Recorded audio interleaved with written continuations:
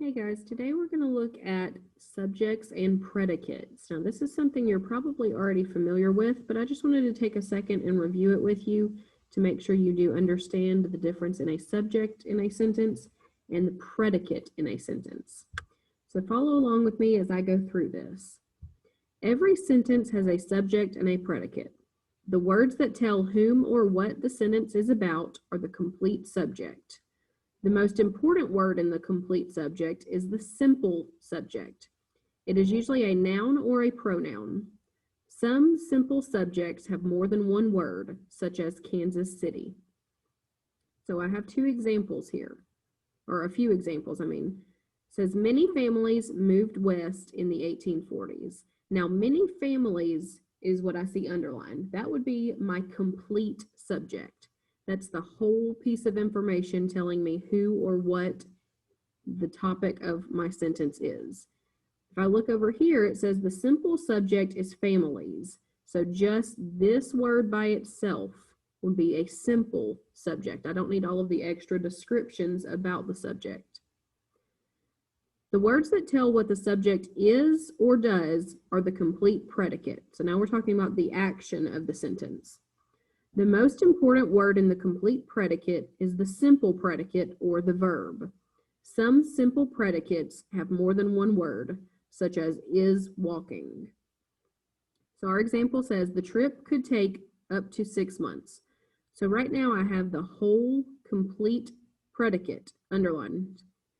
If I look over here, it says the simple predicate is could take. So just this little part right here is the verb. The rest of this is just adding on to the verb. So right here is our simple predicate, but this whole underlined piece is the complete predicate. So if you look at this next part, it says a fragment is a group of words that lacks a subject or a predicate. So had to carry everything with them is just a piece of a sentence. It is not a complete sentence by itself. It says this fragment lacks a subject. So it is not telling us who has to carry everything with them. It's just telling us had to carry everything with them. Now, like a fragment, a run-on is not a correct complete sentence either. It says a run-on is two or more complete sentences that are run together. It says the settlers needed food, they needed tools. Now I know by looking at this, right here would be where my sentences should have been split apart. This is not a complete sentence. This is a run-on. You have two pieces that could be complete sentences on their own that should not be together. So let's look at a couple examples just to make sure we understand the differences in subjects and predicates. Number one, a tornado shape is like a funnel. So I want to start out trying to find my subject. I'm going to underline a tornado's shape. That would be my complete subject. Now, if I want to find the simple subject, I'm just looking for the noun or pronoun that the sentence is talking about. So in this case, that would be shape. All right, now I need to figure out the predicate. So that would be is like a funnel. That is your complete predicate. So for my simple predicate, I just want the verb. So in this case, it's going to be is. All right, number two, the deadly funnel measures up to a mile wide.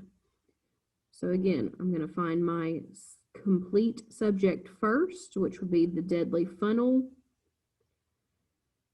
Now, measures up to a mile wide would be my complete predicate. So if I want to go back and look at my complete subject, I want to find my simple subject. In this case, it's going to be the word funnel.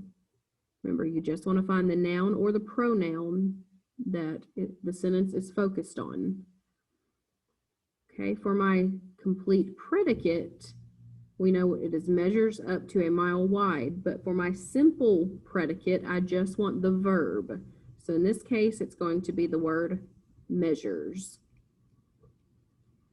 Number three, they are unpredictable in their movements. So in this case, my subject would be they, And since that is the only part of my complete subject, it is also, in this case, my simple subject. So that means my complete predicate would be are unpredictable in their movements. Now I need to find just the verb to have my simple predicate.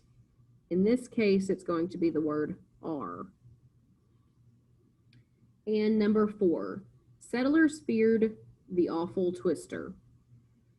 So my subject, who or what the sentence is focused on, will be settlers. So in this case, just like on number 3, your complete subject is also going to be your simple subject because it is just that one word. So that means feared the awful twister is my complete predicate. Now, if I want to find my simple predicate, remember I just look for the verb. So in this case, your simple predicate is going to be the word feared.